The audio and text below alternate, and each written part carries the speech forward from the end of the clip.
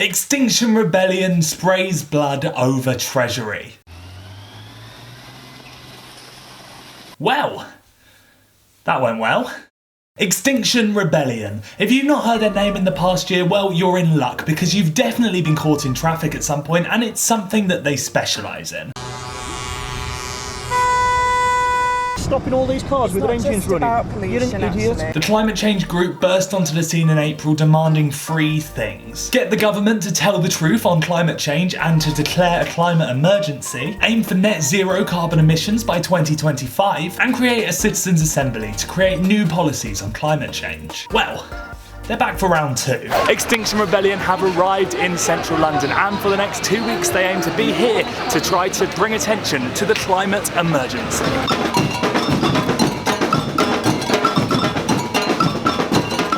Now, some call this lot a bunch of uncooperative crusties and heaving hemp-smelling bivouacs, and yes, it is true that a lot of them look like they've come out of the hippie bit at Glastonbury Festival, and yes, it's also true that I'm still salty that I didn't get tickets this year, but they do have genuine reasons for being there. The government is not listening. I think we hold a lot of responsibility as an older generation. So I'm really hoping that with this rebellion and everything else to follow, we'll eventually get to a point where we can have a more sustainable society. Now, a lot has been said or written about their methods, and yes, they are quite radical. This time around, they've blocked off a bunch of roads in central London and created a little village in Trafalgar Square. You don't go about your daily business as a piece of broccoli. I've always been a piece of broccoli. So they are making quite a noise, but it's also true that the environment wasn't the top of many people's priorities before Greta Thunberg and Extinction Rebellion came about. And now the environment is among the top 5 issues that Britons care about. Change is coming, whether you like it or not. Now that's a really big and important change, because to put it bluntly, our planet isn't doing so great. The weather's getting more extreme. Don't make unnecessary journeys. The Arctic's melting ridiculously fast. And people still don't believe that climate change is happening. All of this with the global warming and that, a lot of it's a hoax. It's a hoax. But it's even more concerning when those people are the ones who are in charge, because we really don't have time for that. The UN last year released a landmark report which says we only have 11 years to drastically change how we treat our planet to prevent a catastrophe.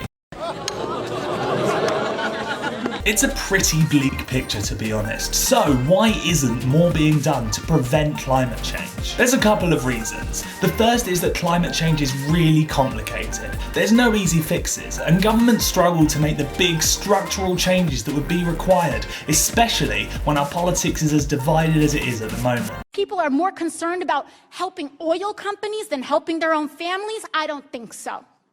I don't think so. There's also no accountability for each country. When Trump said this, The United States will withdraw from the Paris Climate Accord. There was absolutely nothing stopping him from doing so.